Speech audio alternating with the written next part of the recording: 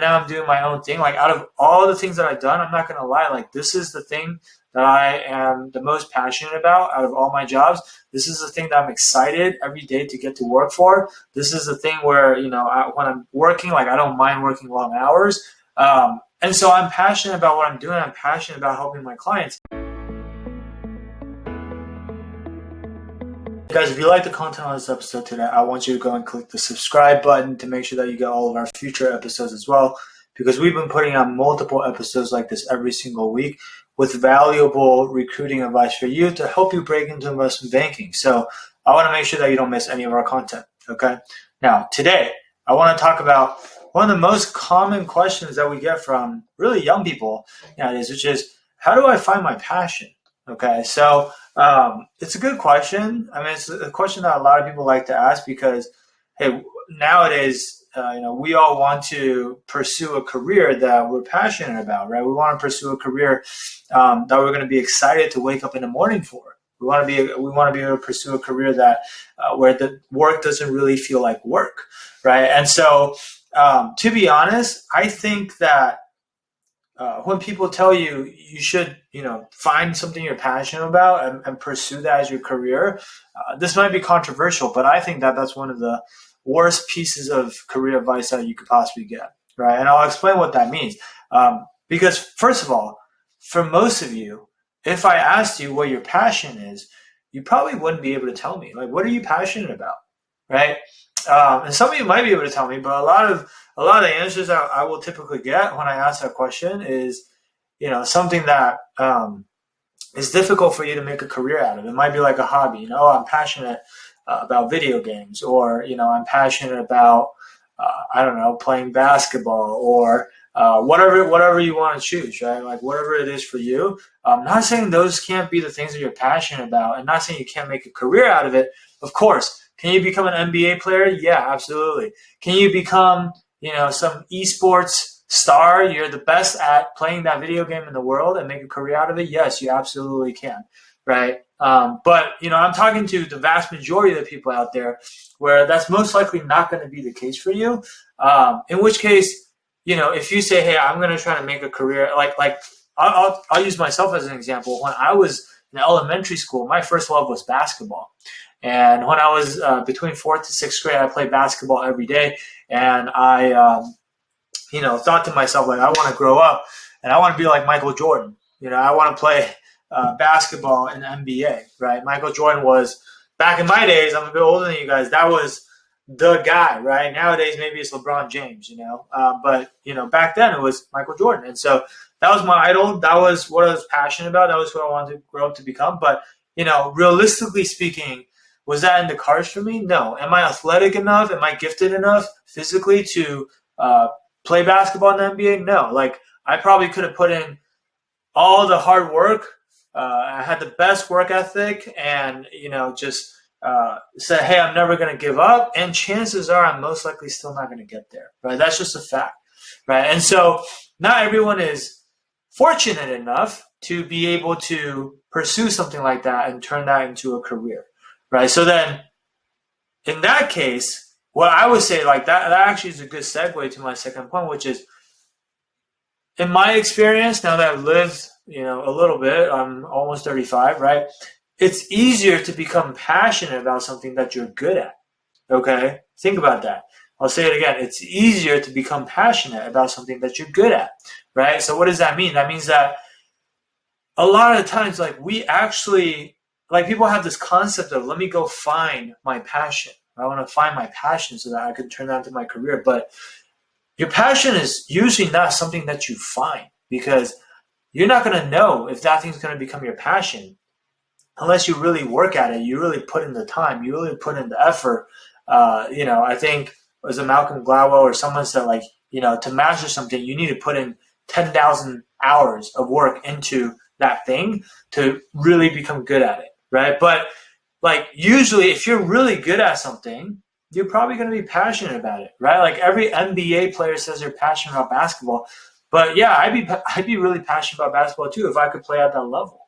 Right. But like, what if you play basketball and you're like the worst basketball player in the world and it just frustrates you every time you play, you can't make a single shot. Like, do you think you're going to be passionate about the sport? No, you're probably not going to be passionate about the sport, right? So a lot of the time, something could have been our passion, but it never becomes our passion because we give up too quickly, right? Like we don't get to the level where it can actually, where we actually become proficient at that thing to the point where it can actually become our passion, right? So I don't think like this concept of, hey, find your passion and then pursue that as your career is very practical, to be honest, right?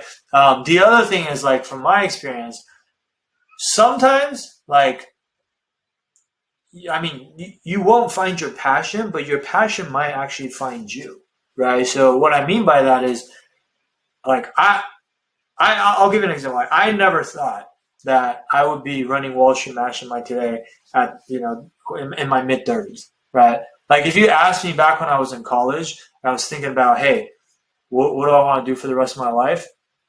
I would not have, in my wildest dreams, guessed that I would be running my own business, and my business would be a business that's helping, other students get into investment banking, right? I couldn't have planned this. And so, in fact, I didn't know that I was going to do this until probably 3 years ago, which is when I started, right?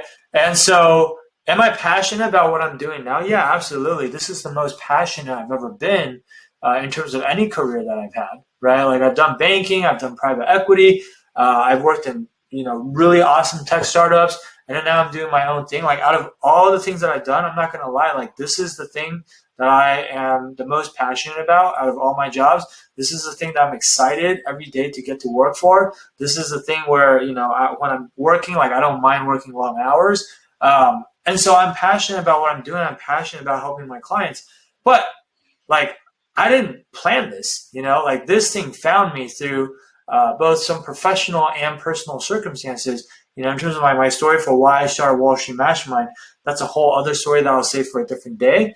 But my point is, like, I couldn't have mapped this out, right? And so I'm a big believer in planning out maybe one step ahead, which is what I've always done, or maybe 2 steps ahead at most. But I'm not a big fan of trying to plan out like 5 years ahead or 10 years ahead. So when, like, interviewers ask, like, oh, where do you see yourself in 10 years? I always think that's kind of a dumb question because I don't know where I'm going to be in 10 years. You probably don't know where you're going to be in 10 years. Who knows? Like, the world might be completely different at that time, right? And so I didn't see myself doing this, back when I was in college, but I just knew, like, hey, what was the best place for me to start my career? I felt like at the time it was investment banking. And so that's why I went into investment banking. And when I got into investment banking, I thought, hey, what's the best next move for me after banking? And I was like, I think it's private equity. And then so I went in private equity. And once I was in private equity, I had to decide, do I want to stay in private equity or do I want to go do something else? I asked the same question and I decided, like, hey, I want to go into tech. Right. And then, like, after I worked at a couple different tech companies, I decided to start my own business. So it was always just thinking one step ahead, planning one step ahead. And that's it. Right. So that's what I would encourage you guys to do too, is, like, don't try to think too far ahead. Life almost never goes 100% according to plan. So if you try to plan too far ahead, it's just going to be a waste of your time and energy anyway, and you're going to have to replan. Okay. And then so the last thing too that I wanted to talk about too, related to this passion topic, is, look, in my experience, like, in order for you to be able to pursue your passion, a lot of times that's a luxury, right? You need to have options. What do I mean? Like, you need to have what I call the freedom of choice, because sometimes even if you want to pursue your passion, you can't. Because think about it, like, there are a lot of people out there that are just struggling to survive, right? Maybe they don't have the best job, or they don't come from the best upbringing, or, the family doesn't have a lot of money. Like, a lot of people are just worried about survival. They just want to put food on the table. They just want to have a roof over their head. But they're not thinking about, like, oh, how can I do something where I'm totally passionate, right? But let's say if you have a really successful career, or you start in banking and then you go to private equity and you go to a tech startup, and then your tech startup has an amazing exit and you have a windfall. It's a life-changing amount of money through your stock options. Now you have that safety net, right, to go and pursue whatever it is that your passion might be, right? And, like, in my example, I was starting my own business, and a lot of people say they want to start their own business, but they're too scared to because they got a family to provide for. They can't not have that paycheck. They can't not have health care. They cannot have any of those things. Well, if you have options, if you have enough money, if you have financial stability, and also if you know that, hey, even if I go start a business and I fail, I will always be able to come back to whatever I was doing before, because based on my resume, based on my past experiences, I'm a really desirable candidate and a lot of companies will want to hire me. I'm not worried about job security. Then you can go out and freely pursue whatever it is that your passion is. And if it works out, great, awesome, amazing. If it doesn't work out, then it's not a big deal. Right, so that's actually why I think investment banking is one of the best places to start your career, because it gives you those options. Hey there, I hope you enjoyed this video. If you're looking for more customized advice that's tailored for your specific situation, then I invite you to book a free strategy session with our team at the link below. We'll talk to you soon.